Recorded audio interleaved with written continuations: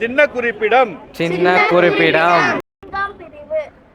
தூய ஆவியாரின் வருகையும் திரு அவையும். இயேசு கிறிஸ்து விண்ணேற்படைந்த 10ஆம் நாள் என்ன செய்தார்? தம்முடைய திருத்தூதர்களை திடப்படுத்த தூய ஆவியாரை அனுப்பினார். தூய ஆவியாரை பெற்ற பின் திருத்தூதர்கள் என்ன செய்தார்கள்? உலகின் எத்திசையிலும் போதித்து திரு அவையை பரவ செய்தார்கள்.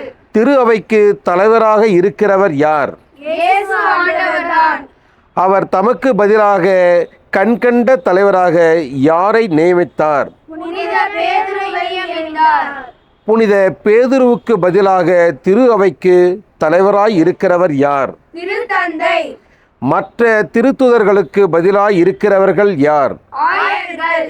இயேசு எத்தனை திரு அவையை நிறுவினார்?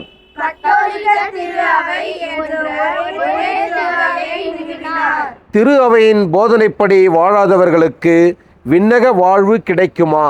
இல்லை. இல்லை என்பதற்கு சான்று என்ன?